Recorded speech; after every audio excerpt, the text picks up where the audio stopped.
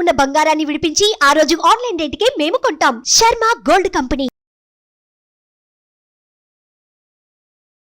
నమస్తే, welcome to Suman TV. ప్రస్తుతం మనతో పాటు ఉన్నారు ప్రముఖ ఆస్ట్రాలజర్, జ్యోతిష్య రత్న, జ్యోతిష్య చక్ర వైభవ నిపుణులు డాక్టర్ రాళ్లపల్లి రవికుమార్ గారు.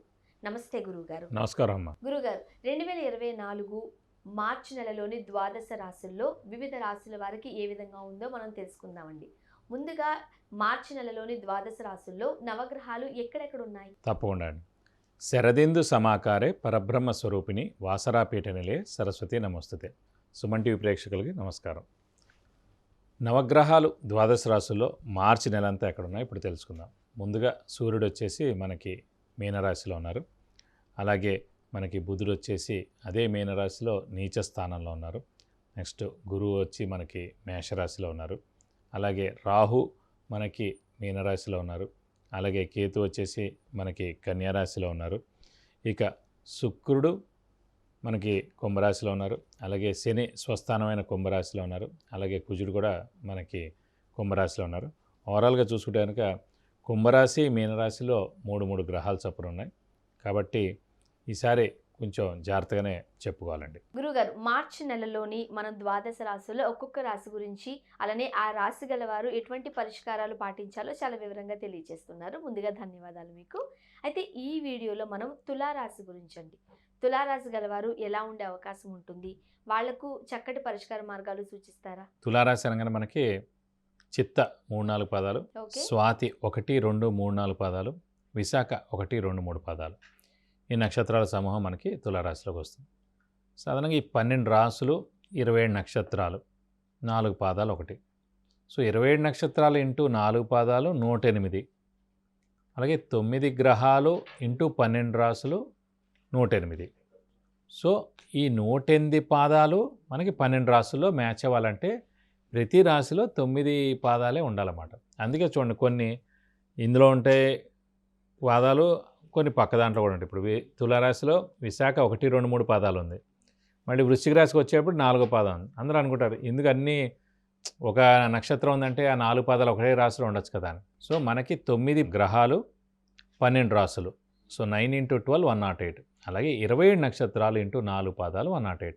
సో అన్ని 12 రాశుల్లోకి 4 పాదాలు చొప్పున ఒక్కొక్క నక్షత్రం 9 పాదాల చొప్పున ఒక్కొక్క రాశిలోకి రావాలంటే 9 పాదాలు కాబట్టి అలా స్ప్లిట్ అయ్యండి. ఇప్పుడు ప్రస్తుతం తులారాశి వారి మటుకు అత్యద్భుతంగా ఉందని చెప్పుకోవాలి. శ్రమ, కాలం, ధనం వ్యర్థం కాకుండా ఉంటుంది. అవసరానికి డబ్బులు సమకూరుతాయి. రావాల్సిన బాకీలు వసూలు అవుతాయి. అలాగే స్పెక్యులేషన్స్ కలిసి వస్తాయి. మధ్యవర్తిత్వం వహించవచ్చు. షూరిటీస్ పెట్టవచ్చును. అలాగే ముఖ్యంగా గురువు పరిపూర్ణంగా బలంగా ఉన్నాడు. సప్తమ స్థానంలో 100కి 100 ఉన్నాడు. అలాగే శని పంచమ స్థానంలో స్వస్థానంలో ఉన్నాడు కాబట్టి అతను కూడా చాలా బలంగా ఉన్నాడు. రాహు 6వ ఇంట 12వ స్థానంలో కేతు, వాళ్ళిద్దరు కూడా బలంగా ఉన్నారు. కాబట్టి తులారాశి వారికి పట్టిందల్లా బంగారం చెప్పుకోవచ్చు. అటు క్రీడాకారులకి, రాజకీయ నాయకులకి, విద్యార్థులకి అందరూ కూడా ఎవరైతే ఉన్నారో వాళ్ళందరూ కూడా పట్టిందల్లా బంగారం చెప్పుకోవచ్చు. పత్రికా రంగం, యూట్యూబ్ రంగం, మీడియా రంగం, సినిమా రంగం వారందరూ కూడా అత్యద్భుతంగా ఉందని చెప్పుకోవచ్చు. ముఖ్యంగా ఏంటంటే అదృష్టకారకుడు, లక్ ఫేవర్ చేసే గ్రహం, ముఖ్యంగా శని మనకి పంచమ స్థానంలో స్వస్థానంలో ఉండడం చేత అదృష్టం పరిపూర్ణంగా ఉండడం. అలాగే ఇప్పుడు ఫర్ ఎగ్జాంపుల్ మనం ఈ తులా లగ్నమైన తులారాశి అయిన పంచమ స్థానాధిపతి శనేయుడు. ఉదాహరణకి అంటే ఇదే స్టూడియోలో వాల్టర్ వీరయ్య గురించి మనం చెప్పుకున్నాం అండి. వాల్టర్ వీరయ్య గురించి సినిమా గురించి చెప్పుకున్నప్పుడు చెప్పిన పాయింట్ ఏంటంటే తులారాశి ఆయనది చిరంజీవి గారిది కాబట్టి పంచమ స్థానాధిపతి అయిన శని స్వస్థానంలో ఉన్నాడు కాబట్టి లాస్ట్ ఇయర్ జనవరి నుంచి 2025 ఏప్రిల్ దాకా శని అక్కడే ఉంటాడు. యోగకారకుడైన శని పంచమ స్థానంలో స్వస్థానంలో ఉన్నందుకు ఆయనకి సినిమా హిట్ అవ్వడం, మంచి అవార్డులు రివార్డులు రావడం, గవర్నమెంట్ నుంచి మంచి పెద్ద పోస్ట్ రావడం, ఏంటనగా ఫర్ ఎగ్జాంపుల్ పద్మవిభూషణ్ ఆయనకి ఇచ్చారు, అవార్డు రావడం ఇవన్నీ జరిగాయి. అది ఏంటంటే అందుకే అన్నమాట. సో ప్రతి లగ్నానికి యోగకారకుడు, అదృష్టకారకుడు ఎవరైతే ఉన్నారో వాడు స్వస్థానం కానీ ఉచ్చస్థానం కానీ ఉన్నప్పుడు మనకి చాలా యోగాన్ని ఇస్తాడు. సో అలా చిరంజీవి గారికి పద్మవిభూషణ్ కూడా వచ్చిందన్నమాట. బట్ ప్రస్తుతం మటుకు తులారాశి వారికి పట్టిందల్లా బంగారం మనం 100% చెప్పుకోవచ్చు. మరి ఆ పట్టిందల్లా బంగారం అంటున్నారు, అండ్ అన్ని గ్రహాలు కూడా సానుకూలంగా ఉన్నాయి కాబట్టి ఆరోగ్యం ఎలా ఉండే అవకాశం ఉందంట? ఆరోగ్యానికి ముఖ్యంగా కారకుడు మనకి శని కూడా అనుకున్నాం, ఆయుష్ కూడా ఆయనే కారకుడు. అలాంటి శని సేమ్ మళ్ళీ ఇదే తులారాశి వారికి పంచమ స్థానంలో స్వస్థానంలో ఉన్నందుకు ఇంట్లో పెద్దవాళ్ళు, చిన్నపిల్లలు ప్లస్ తులారాశి వారు ఎవరైతే ఉన్నారో వారందరూ కూడా ఆరోగ్య ఆయుష్ పరిపూర్ణంగా చాలా బాగుందని చెప్పుకోవాలి. అండ్ చాలా మంది సంతానం కోసం చూస్తూ ఉంటారు. Yeah. దట్టు వాళ్ళకి ఈ మాసం అంతా కూడా గ్రహాలన్నీ అనుకూలంగా ఉన్నాయి కాబట్టి Yeah. ఈ సంతానం కూడా కలిగే అవకాశాలు ఏమైనా ఉన్నాయా? సో సంతాన విషయం చూసుకున్నా కూడా గురువు సంతాన కారకుడు అండి. ఎవరికైనా సరే ఫర్ ఎగ్జాంపుల్ జాతకం చూసినప్పుడు పంచమ స్థానాధిపతి పంచమ స్థానంలో ఏ గ్రహాలు ఉన్నాయి చూస్తారు సంతానానికి. ఎన్ని చూసినా కూడా గురువు అనే గ్రహం అసలు ఎక్కడున్నాడు, గురువు అనే గ్రహం ఉచ్చలో ఉన్నాడా, నీచలో ఉన్నాడా, స్వస్థానంలో ఉన్నాడా, కేంద్రంలో ఉన్నాడా, కోణంలో ఉన్నాడా చూస్తారు. సో అలాంటి గురువు అనేవాడు ముఖ్యంగా తులారాశి వారికి సప్తమ స్థానంలో గోచారిత్య ఉన్నందుకు 90% బలం అక్కడే ఉంది. మిగతావి చిన్న చిన్న ఉన్నా కూడా పర్వాలేదు, కానీ ముఖ్యంగా గోచారిత్య గురుబలం ఉన్నప్పుడు మనకి కలిగేందుకు అవకాశాలు ఎక్కువగానే ఇంక ఎవరికైనా కలగట్లే అంటే మటుకు ఇండివిజువల్గా జాతకం చూసుకోవాలండి.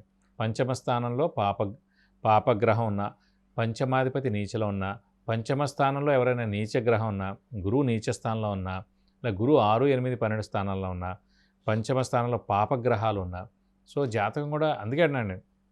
సాధారణంగా అనుకుంటారు ఆ అమ్మాయికి మంచి చదువు ఉంది, మంచి ఉద్యోగం ఉంది, అందంగా ఉంది, ప్రాపర్టీ ఉంది, అణుకో ఉంది, అన్నీ ఉండొచ్చు, కానీ సంతాన స్థానం ఎలా ఉంది, ఆరోగ్య స్థానం ఎలా ఉంది, ఆయుష్ స్థానం ఎలా ఉంది. అలాగే ముఖ్యంగా ఇప్పుడు మగపిల్లలకి ఇచ్చి పెళ్లి చేస్తుంటారు అమ్మాయిల తల్లిదండ్రులు. ఆ అబ్బాయి ఉద్యోగం అని చెప్పి తర్వాత ఉద్యోగం అయిన తర్వాత వ్యాపారం చేస్తా అంటే ఆ అలవాట్లన్నీ వస్తే, అలాగే యాక్సిడెంట్ ప్రోన్ హారోస్కోప్ అయితే చాలా ఒక 10-15 పాయింట్లు మెయిన్గా ఇండివిజువల్గా జాతకం చూడాలి. అందరూ కూడా ఏంటంటే నక్షత్రం చూసి ముందుకు వెళ్ళిపోతారు. నక్షత్రంతో జస్ట్ 50%, జస్ట్ 20% అనుకోండి అంతే. మిగతా 80% మిగతా 80% ఎందుకంటే ఫస్ట్ కుటుంబ స్థానం బాగుందా లేదా, వాళ్ళిద్దరూ అన్యోన్యంగా ఉంటారా లేదా, మ్యారిటల్ లైఫ్ బాగుంటుందా లేదా, ఈగో ప్రాబ్లమ్స్ ఉంటాయా, సంతానం ఉందా, ఆరోగ్యం ఉందా, ఆయుష్ ఉందా, యాక్సిడెంట్ ప్రోనా, అలవాట్లు ఉంటాయా, మిగతా డైవర్స్ ఉందా, సెకండ్ మ్యారేజ్ ఉందా, మిగతా 10 పాయింట్స్ మొత్తం డేటు ప్లేస్ టైం పట్టే మనకు తెలుస్తుంది. కాబట్టి చదువు ఉందని ఉద్యోగం ఉందని కాదు, ముఖ్యంగా చిన్నది, ఎందుకంటే ఎన్నో లక్షలు ఖర్చు పెడతారు. ఫస్ట్ అమ్మాయి గురించి ఫస్ట్ ఫోటో తీయడం నుంచి స్టార్ట్ చేస్తే, ఫోటో తీయడం, బట్టలు, బంగారం, ఫంక్షనాలు, మొత్తం ఫోటోగ్రఫీ అన్నీ లేకపోవడం లక్షల్లోనే ఉంటాయి. కానీ ఒక చిన్నది ఎక్కడ మిస్ అవుతారంటే జస్ట్ మ్యాచ్ మేకింగ్లో ఒక్క మ్యాచ్ మేకింగ్ చేశారు, మనకు సరిపోలేదు. 2-3 ప్రొఫెషనల్ ఆస్ట్రాలజర్ మ్యాచ్ మేకింగ్ చేసేవాళ్ళు చూపించండి. అసలు నక్షత్రం కలవకుండా కూడా చాలామంది చేసేస్తుంటారు. బాగున్నారంటే బాగున్నారు, బాగాలేనప్పుడు అంటే మన అన్నీ చదువుండి ఉద్యోగం అన్నీ ఉన్నప్పుడు ఎందుకు ఇది కూడా వదులుకోవడం. ఒక్క 1% మనం ఇది కూడా చూసుకున్నాం. 2-3 చూపించండి, థర్డ్ ఒపీనియన్ తీసుకోండి, బాగుందంటే ముందుకెళ్ళండి, నష్టమే లేదు కదా. మరి వ్యాపారస్తులకు ఎలా ఉంటుందండి? వ్యాపారస్తులు కూడా పట్టిందలా బంగారం చెప్పుకోవచ్చండి. ఎందుకంటే ముఖ్యంగా గురువు అనేవాడు మనకి సప్తమ స్థానంలో ఎప్పుడైతే ఉన్నాడో రాశిని సప్తమ దృష్టితోటి 100% చూస్తాడు కాబట్టి పరిపూర్ణమైన బలం ఉంది. ముఖ్యంగా శని బలం కూడా బాగుంది, అలాగే శుక్రుడు కూడా చాలా బాగున్నాడు, రవి కూడా చాలా బాగున్నాడు. కాబట్టి వ్యాపారస్తులు కొత్త వ్యాపారం స్టార్ట్ చేసుకోవచ్చు, లేదంటే ఎక్స్పాన్షన్కి వెళ్ళచ్చు. అప్పులు ఇచ్చినా క్రెడిట్ ఇచ్చినా కూడా తప్పకుండా అవన్నీ కూడా వెనక్కి వస్తాయి. గురుగారు వీళ్ళకి 80% వరకు బాగుంది, ఒక 10-20% ఎవరికైనా ఏ రాశి వరకైనా ఇబ్బందులు ఉంటాయి. సో మరి వాళ్ళు అంటే ఎటువంటి పరిష్కార మార్గాలు పాటించాలి, ఏ దేవతను ఆరాధించాలి, ఏ దేవుణ్ణి పూజించాలి అంటే ఏం చెప్తారు? తప్పకుండా మనకి మామూలుగా తులారాశి కానీ తులాలగ్నం కానీ ఎవరైనా సరే మళ్ళీ సేమ్ కుంభరాశి అధిపతి కూడా శని అవుతాడు కాబట్టి 5th లార్డ్ అంటే పంచమ స్థానాధిపతి శని అయ్యాడు కాబట్టి ఆంజనేయ స్వామిని పట్టుకుంటే వాళ్ళకి బాగా కలిసి వస్తుంది. చూడండి ఫర్ ఎగ్జాంపుల్ అందుకే చిరంజీవి గారిని తీసుకోండి, అందుకే ఆయనకి ఆంజనేయ స్వామి అంటే చాలా ఇష్టం. మొన్న కూడా ఆయన చెప్పారు కదా ఆంజనేయ స్వామి, ఇప్పుడు హనుమాన్ సినిమా గురించి కానీ వీటి గురించి కానీ కూడా ఆయన వచ్చి చెప్పారు. సో వాళ్ళది అంజనా ప్రొడక్షన్స్ తీసుకోండి, ఎలా అయినా తీసుకోండి. సో ఖచ్చితంగా ఆంజనేయ స్వామిని ఎక్కువగా ఇష్టపడతారు. ఆంజనేయ స్వామి అనుగ్రహం పరిపూర్ణంగా ఉంటుంది. వాళ్ళకి లక్ ఫేవర్ చేసే గ్రహమే శని, అలాంటి శని ఆంజనేయ స్వామి కాబట్టి ఆంజనేయ స్వామిని పట్టుకుంటే ఖచ్చితంగా పనులు అవుతాయి అన్నమాట. ఓకే, ఎటువంటి పరిష్కార మార్గాలు ఆచరించాలి అంటే ప్రతి శనివారం ఉపవాసం ఉండడం, ముఖ్యంగా ప్రస్తుతం తులారాశి వారికి ప్రతి శనివారం ఉపవాసం ఉంటే చాలా మంచిది.